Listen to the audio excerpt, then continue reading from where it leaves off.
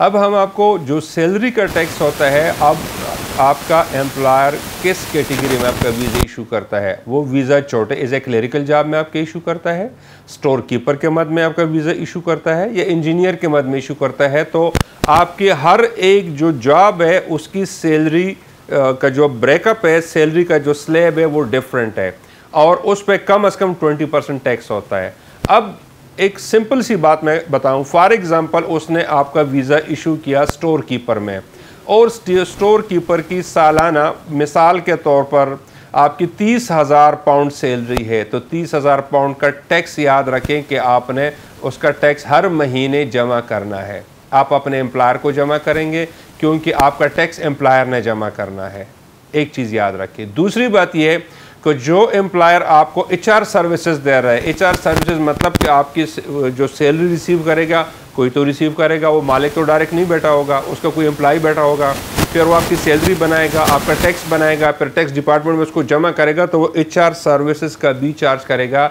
वो अगर ना चार्ज करे उसकी भलाई है, बट वो चार्ज करते हैं। तो आप ये जहन में रखें कि आपकी सैलरी प्लस आपकी HR सर्विसेज, ये आपके महीने के एंड में आपके पास जॉब हो या ना हो, आपने ये टैक्स देना है। और अगर टैक्स नहीं दोगे तो आप फिर ब्लैकलिस्ट हो जाएंगे, फिर आपका रिन्यूअल होगा, क्योंकि 3 साल का पहला वर्क परमिट आपकी इशू होता है, पहले जो होता है 3 साल का होता है, 2 साल उसके बाद रिन्यूअल होता है। तो अगर आपने टैक्स प्रॉपर दी नहीं है, आपने एम्प्लॉयर को अपने सर्विस चार्जेस दी नहीं है, तो फिर आपका रिन्यूअल नहीं होगा, तो आप आधे में रह जाएंगे। तो ये अपने जहन में रखें कि आपने 5 साल तक हर महीने टैक्स, किसी भी सूरत टैक्स भी देना है, और प्लस एम्प्लॉयर के जो सर्विस चार्जेस जो आपके और एम्प्लॉयर के बीच में एग्री हैं वो भी देने हैं। ये 3 साल का एक आपका अरसा कंप्लीट हो जाए, आपका कोई क्रिमिनल रिकॉर्ड नहीं है, आपकी कोई वायलेशन नहीं है, आपके टैक्स मामलात क्लियर है, आपके अपने स्पॉन्सर के साथ, कफील के साथ, जिसको हम अरबी में कफील कहते हैं, स्पॉन्सर के साथ मामलात क्लियर हैं, तो आपका 2 साल का मजीद रिन्यू हो जाएगा। अब 2 साल का जब आपका वर्क परमिट मजीद रिन्यू हो जाएगा, तो फिर आपने 2 साल फिर मजीद वही टैक्सेस देने हैं। लेकिन एक चीज़ जहन में रखें